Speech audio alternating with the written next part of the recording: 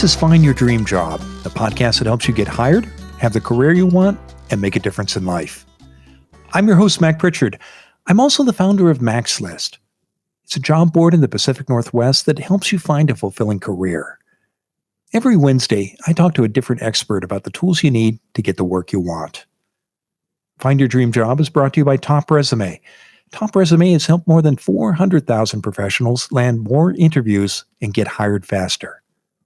Get a free review of your resume today from one of Top Resume's expert writers.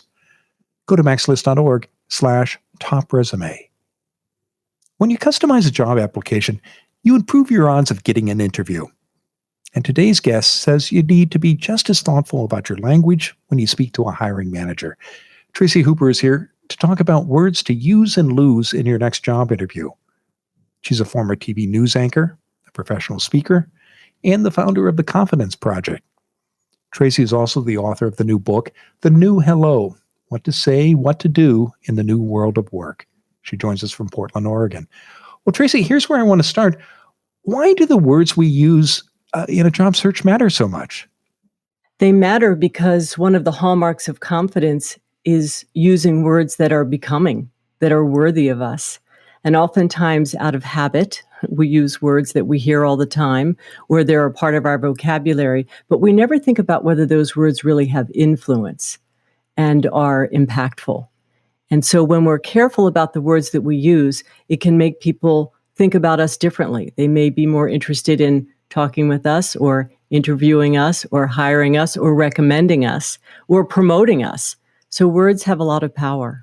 What do you mean, Tracy, when you talk about becoming words? What makes a word becoming? A word becoming, I mean, it's a word that has, that gives you agency.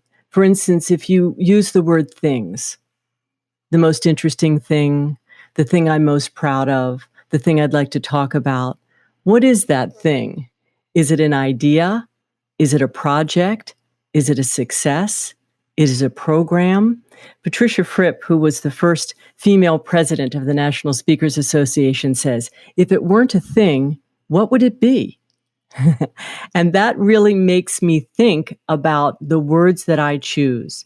My most interesting project is, I'm most proud of this program. I feel confident about, and then you can fill in the blank and not use the word things.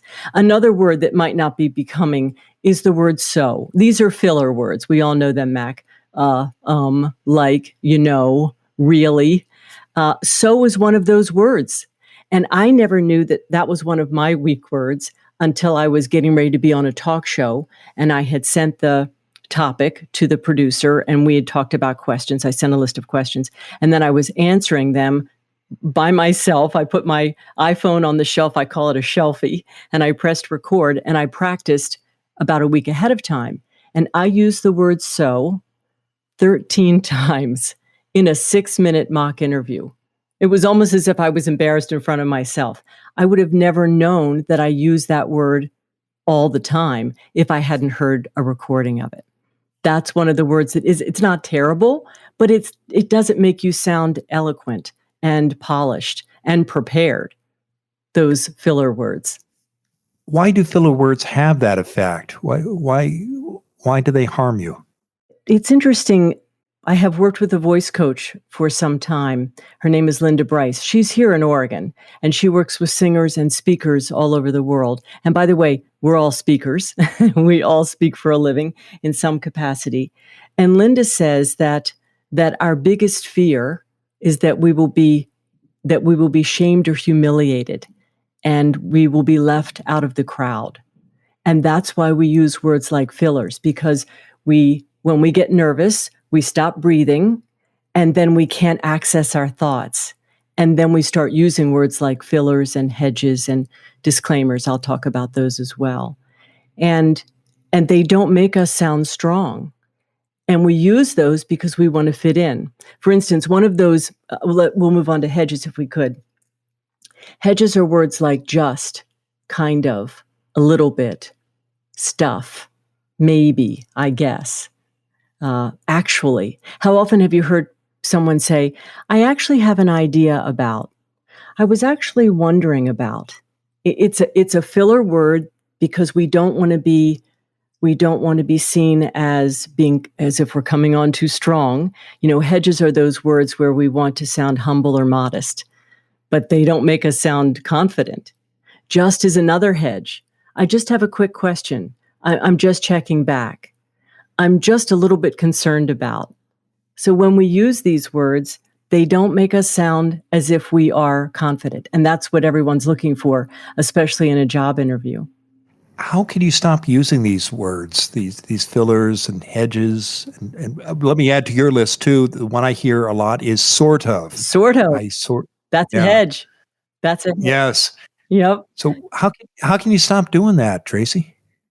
Well, one way is to record yourself. Ask a friend or a colleague if you can record your conversation. Say, I want to improve my communication. Would you mind if we recorded our conversation? Everyone has a cell phone and they can press record. And it'll be interesting. When you first make that offer, I'm guessing that the person will say, oh, no, this is sort of odd. But they'll be curious about their own words to lose. And once you are in the conversation, you'll be careful for the first minute or so. But once you're in the conversation, then you'll begin to slip and use those fillers, those hedges, those disclaimers. And when you listen back, you'll be able to see what are those so-called weak words. And that's the first step, is to find out which ones they are, and then be kind to yourself and take 30 days to lose one word. For instance, if you want to lose the word just, that's the word that you hear most often. Practice the power of pause. Instead of saying, I just have a quick question, you could say, I have a question about that. And that way you are consciously pausing and making sure that you're choosing the words that you want. And by the way, a pause is a great technique in any conversation, because it not only gives you a chance to gather your thoughts, but it also gives the listener a chance to understand what you're talking about. The listener can absorb what you've said. We know what we want to say. Sometimes when we get nervous or anxious, we tend to speak really fast because we want to get it over with, or we don't pause in between sentences. I was working with a young client. She's 3 years out of college, and she was talking so fast that even I couldn't get a word in edgewise. And I said to her, take a break between your sentences. Let there be some space in between your sentences so that you can give the interviewer a chance to ask you the next question or to respond to what you had to say. When an interviewer is talking to a candidate who's using filler words and hedge words, what are they thinking as they hear that candidate speak?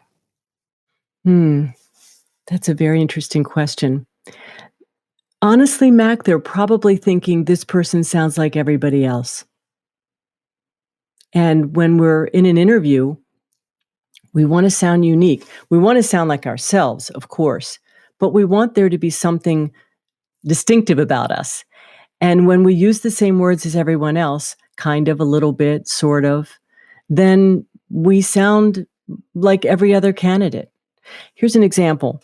I was speaking with someone who had started a website called The Career Contessa, and it's a website about women in work. And she said, I was preparing to be on her podcast, and she said, in the beginning when we developed the website, we were lucky. No, we were smart. And then she continued on, and I thought that was really great that she self-corrected right in the middle of that sentence. She wasn't lucky. The people who are getting interviews, who are applying for jobs, they're not lucky. Their experience, their success has gotten them to this point. So the fact that she went from lucky to we were smart to, I thought was a great transition for her. So to answer your question, practice the power of pause and ask a friend or a colleague if you could record a conversation. Then you'll be able to pick up what you hear, because we can't hear ourselves. We don't know what we say unless someone points it out. How can you avoid, Tracy, sounding stilted or overly formal when you're trying to eliminate these filler words, these hedges from your speech? Yeah, I love that question. Practice makes progress. Jerry Seinfeld, before he ever performed for the first time on The Tonight Show, recorded his 4-minute monologue 200 times. That's why it sounded so comfortable, as if he were having a conversation with the audience. And in fact, he was. I encourage people to practice all the time. I have something called a 10-penny practice. So I take 10 pennies or coins and put them in my right hand or in my right pocket. And every time I practice a story or a presentation or a speech, I will move a penny from my right hand to my left hand and put it in my left pocket. Do it again. Practice right hand, left pocket. And at the end of a day, I will have practiced that story 10 times. And Mac, people need to get their stories down. Why are you leaving this company? What are your big goals? What are your plans for the next 5 years? We need to be able to answer those questions when we're in an interview. And I want to say something else that I totally believe in, and that is this.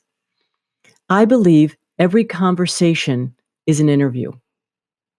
Therefore, when we speak, we need to be conscious that people are evaluating us, whether they want to hire us or not. They're making decisions. We don't want people to judge us, but they do, based on how we present ourselves, both in our language, our behavior, our dress, our civility, our manners. People are making judgments about us all the time.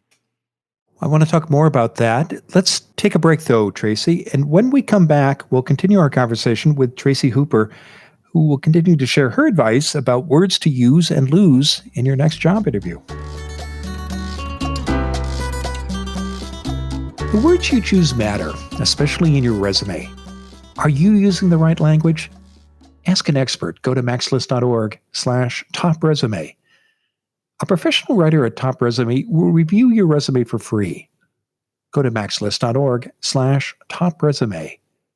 You'll get tips to make your resume clear and easy to understand.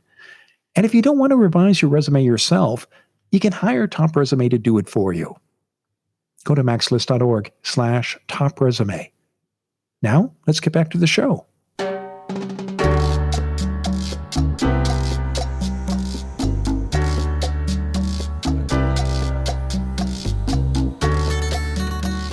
We're back in the Max List studio. I'm talking with Tracy Hooper. She's a former TV news anchor, a professional speaker, and the founder of the Confidence Project.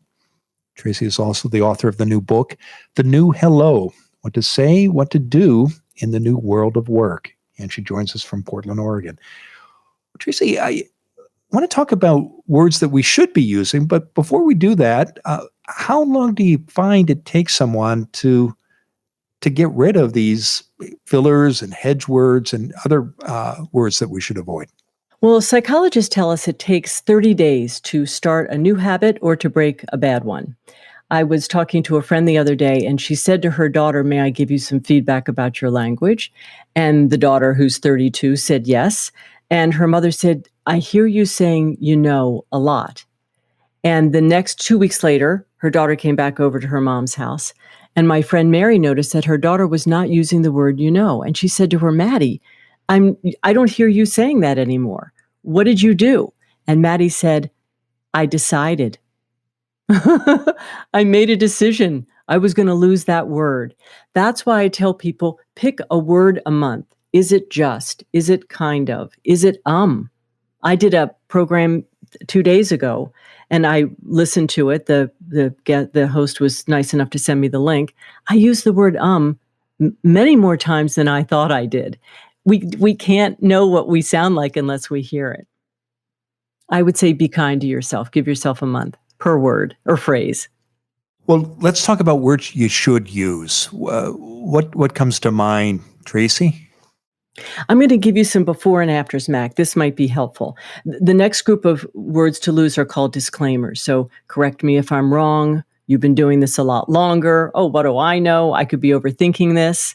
Let me give you some choices. Instead of saying, correct me if I'm wrong, you could say, let me know if I heard this correctly.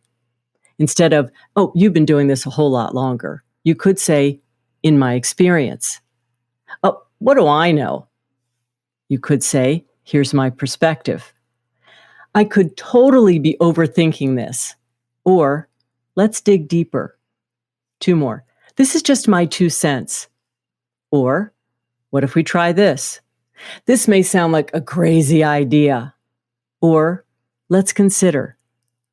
There is an alternative for every one of these disclaimers, and it's empowering. When people think about saying, correct me if I'm wrong, you could say, let me know if I heard this correctly. It sounds so much stronger. And here's the, how do I say this? It becomes a virtuous cycle. You become more confident with your words, then people respond to you differently because you seem more confident, and then you act more confident because you're getting that kind of feedback. It's really a fantastic opportunity to change your thoughts up, your conversation, your language in a short period of time. I will tell you, if you do need, instead of saying, you've been doing this a lot longer, if you're not quite sure what you're going to say, if you need a setup line, you can always say, my mother uses this.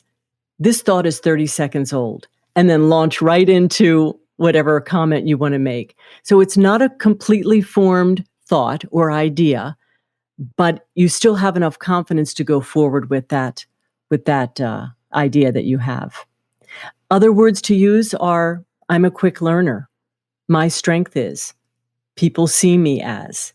That's a third-party proof for you to say, people see me as a strong leader. I'm known, my manager thinks of me as the person who can, shepherd the team through the next project. I worked with a woman one time who said, I'm known as the manager who trains her people so well that other managers come in and hire them away. And I said to her, that's terrible. Don't you hate losing all those good people? She said, not at all. My job is to train people and lift them up and get them ready for their next role. But it was impactful when she said, people see me as, or I'm known as the manager who. Ready for some more? I am, but first let me ask you this about disclaimers. I think people use these in part, as you indicated in the first segment, to express humility. They don't want to come across as arrogant, perhaps, or overconfident, which can be important in a job interview.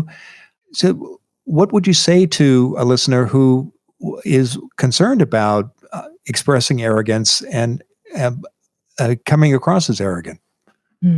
I think it's all about tone, Mac.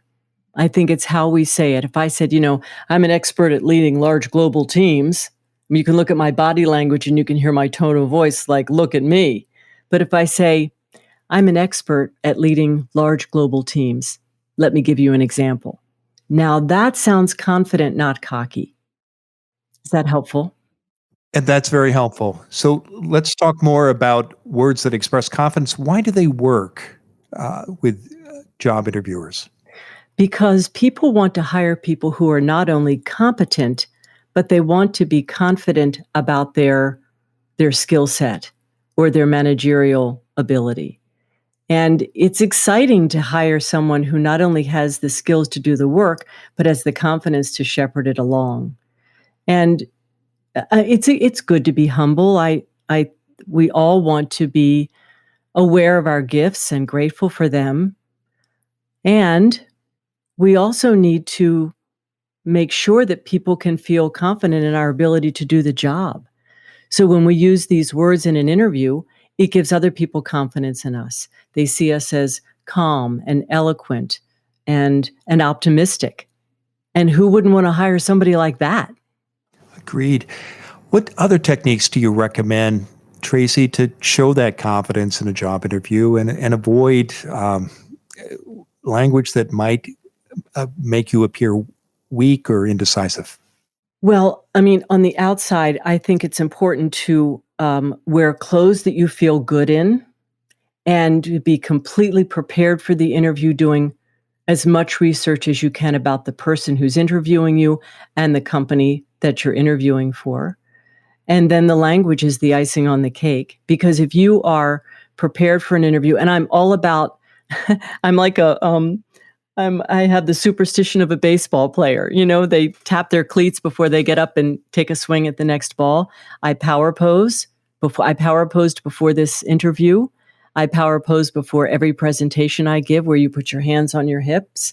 and you stand there like Wonder Woman or Superman. It was researched by Dr. Amy Cuddy, and there's been some controversy about whether it's effective in helping you feel more confident. But it certainly helps me to feel ready. I believe when your posture is full and big, how much space you take up indicates to other people and yourself how confident you are. So I power pose. I have a folder that I call my Atta Girl folder.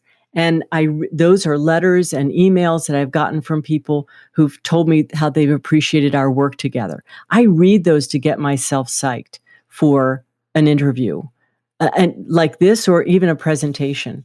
Back to language. How do I say this? Language really is a way for us to differentiate ourselves from other people. And it's exciting for people to be surrounded by people who feel good about themselves.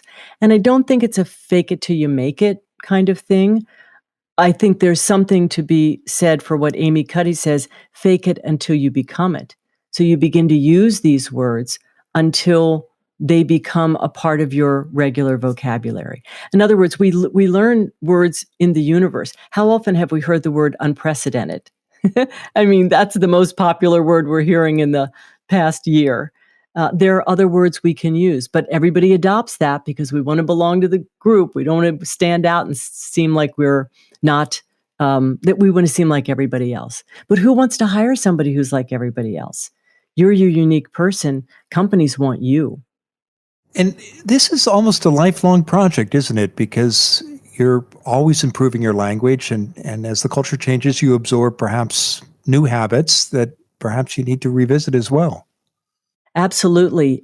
Culture is a big driver of why people say and do what they do. I don't know whether you're familiar with the expression vocal fry. It's when people sort of sit on their vocal folds, very low in their voice. That is definitely a cultural piece. The Kardashians started that kind of affect with their voice. And now speech pathologists are dealing with people who have developed nodules on their vocal folds because they have adopted the technique of what's called vocal fry. And it's interesting. It seems popular, it seems cool, but it sounds like everybody else. May I offer you what I think is a very important part of the conversation, and those are validators. Do we have time to talk about validators? Absolutely. Tell us about validators, Tracy. Validators are words like, does that make sense? Am I being clear? Is that okay?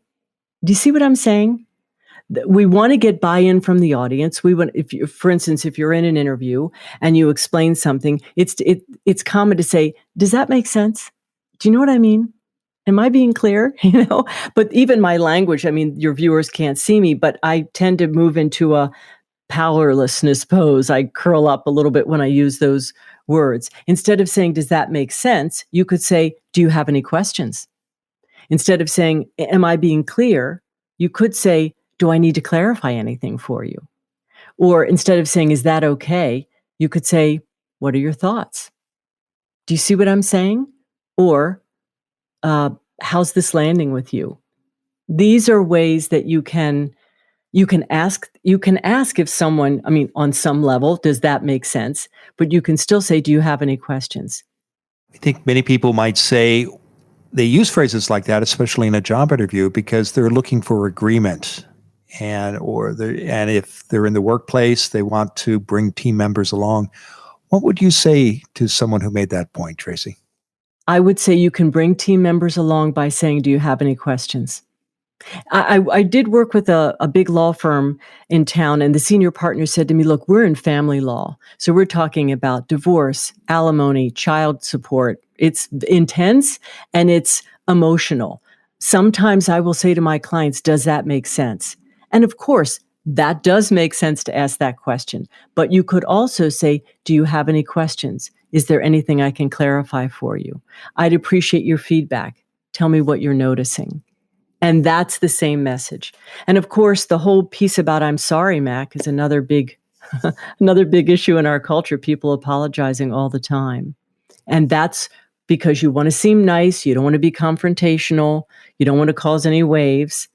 But if people can think of switching I'm sorry, which is one of those weak words, now, of course, you need to apologize if you've made a mistake or there's been a misunderstanding or if you want to express empathy. But typically, you can switch from I'm sorry to thank you. Thank you for your patience. Thank you for your understanding. Thank you for your flexibility. Thank you for listening, as opposed to I'm sorry I took up so much time. Yeah, that's an excellent point. I'm glad you brought it up because I think there's also a gender issue there. From what I've read about the research, often women are more likely to apologize for something. And to your point, you can saying thanks for your patience or your understanding and just moving on that's a much better approach, isn't it? It's a much better approach, and don't dwell. For instance, how many times do you get an email that starts with, I'm sorry it took me so long to get back to you? If you started with, thank you for your patience, I wanted to gather all the data before I sent you this email, and then move right on into it. Don't dwell, I was on vacation, my dog got sick. No. Say thank you for your patience, thank you for your flexibility, and then move on. And by the way, the statistics show that people only read 6 lines in an email. Make it short and don't spend all the time apologizing. Terrific. Well, I've really enjoyed our conversation. Tracy, now tell us what's next for you.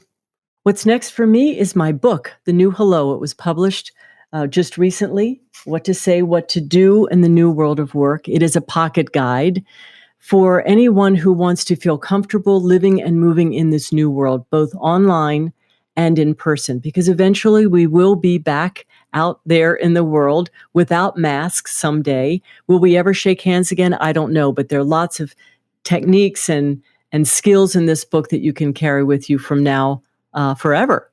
And I'm delighted to share it with you. I know people can learn more about your book and about your work by connecting with you on LinkedIn. And if they do that, I encourage them to mention they heard you on our show. Tracy, given all the great advice you've shared today, what's the one thing you want a listener to remember about words to use and lose in your next job interview? I will leave you with this, that I believe that elevating your presence with, posture and language and civilized communication will impact your ability to be seen and heard. And at the same time, people will see you as confident, as eloquent, as calm, as optimistic, as poised. And then it does become this positive cycle of the more confident you feel, the more confidence other people have in you. And on it goes. And for that tip, I wish your listeners well.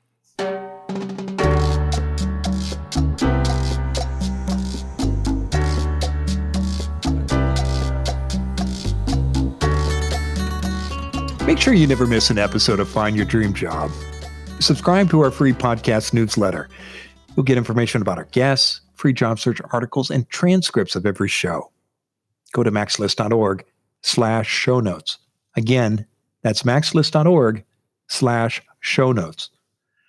Next week, our guest will be Derek Murphy Johnson. He leads the talent attraction function for Kinder Care Education. It's the largest child care provider in the United States. Derek has read thousands of resumes, and he says there are simple steps every candidate can take to stand out in a stack of applications. Join us next week when Derek Murphy Johnson and I talk about resume hacks that impress human resource directors. Until next time, thanks for letting us help you find your dream job.